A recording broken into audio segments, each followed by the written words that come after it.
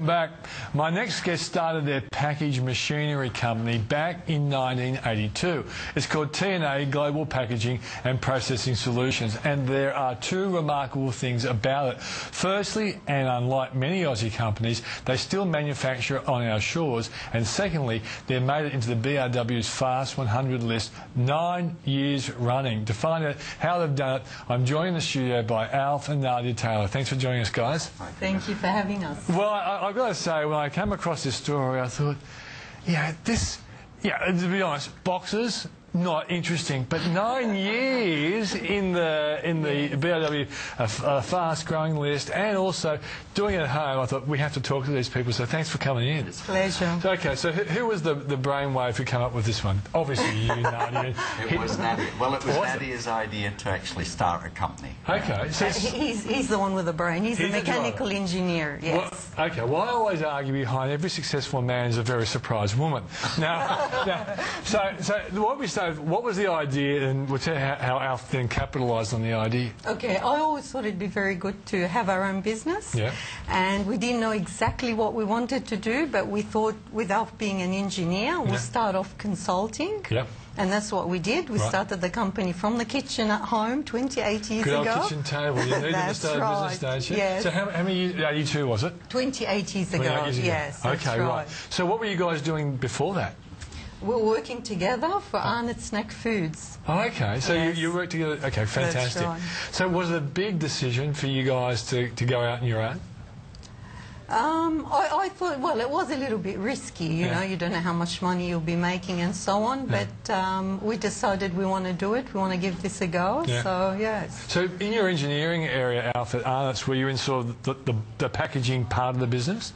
Yes, I worked for the biscuit division as their New South Wales packaging engineer, and then they transferred me to their snack food division where I was their works engineer, but it was predominantly working with packaging machinery and process control. Okay, now before we go any further, let's tell us exactly what the business is for people who aren't really in the frame, and then we'll see how you got there. Well, we design, manufacture vertical form, fill and seal packaging machines. Essentially, the type of machinery that packages, say, potato chips or breakfast cereal, that type of product. So you actually make the machines? Yes. Okay. And are these things sort of purpose-built for various businesses so you can make it more labour-intensive, or are they mass-produced? No, the machines are very highly specialised, very computer-driven bits of equipment, some mechanics, but lots of computer, lots of software. But basically, you can take a generally standardised machine and install it in a food company, say, whether it's Australia, New Zealand, America, it doesn't matter. They all use very similar equipment. So effectively, it's like tweaking or adapting to the nature of the way the entrepreneur wants to present the product. Yeah, there are differences in the various bits of equipment, but they're not major differences. So you have to have variants on the equipment, but that's designed into the equipment. Okay, and so are you sourcing, if I get this right, the core part of the machinery which you then might tweak and change, is that being imported, or are you making this here as well? No, it's all designed and built in Australia.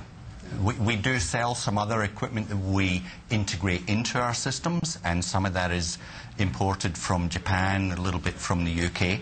But about 65% of all of our products are designed and manufactured in Australia. Okay, so Nadia, when you were sitting at the kitchen table, did you say, listen, Alf, what we're going to have to do is start making machinery for businesses? Did it come like that, or was it an evolutionary discovery thing? It was an evolution. I did say to him I want him to build a dynasty.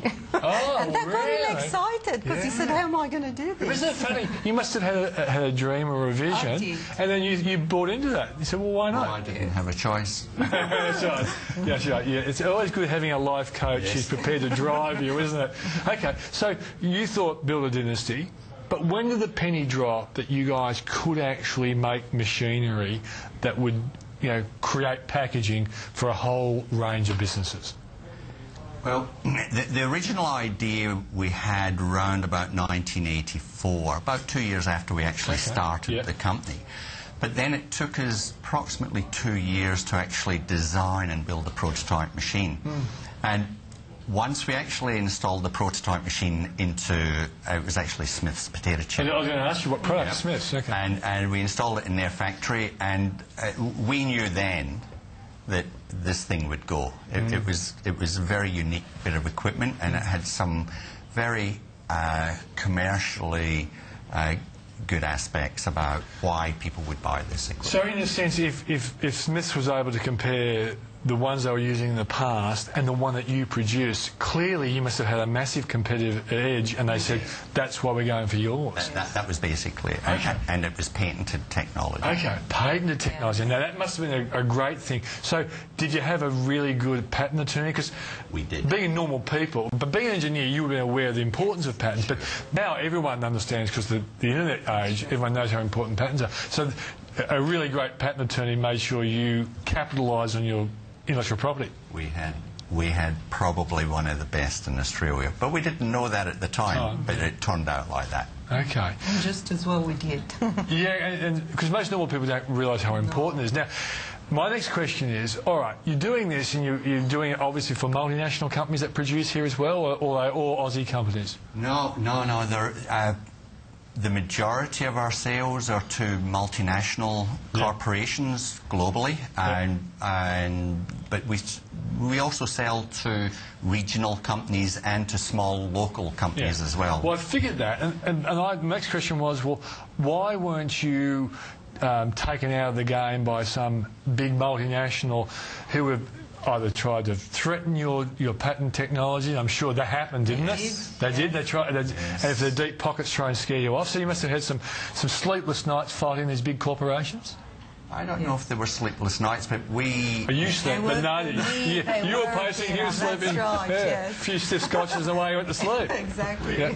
Well, you make sure that you've got really good legal advice, and we had really good legal advice, but we ended up in patent litigation defending our technology in the UK, America, Germany, and Australia. So we've had... And did you have to front up the court cases and all that kind? Yeah. At least it was a tax-deductible holiday, wasn't it? Not a holiday, you know. Yeah, it wasn't much of a holiday. We actually, in the UK, actually got to the House of Lords. Yes. It was appealed all of the way to the House of Lords. We kept winning, and the other lads, the Japanese company, they kept losing, so they went all of the way to the House of Lords, and we still won. Okay. Now, you've been in the top fast-growing list for 9 years in a row. So give us an idea of what the growth's like. People you employ, turnover. What are we talking about here? Sure. Well,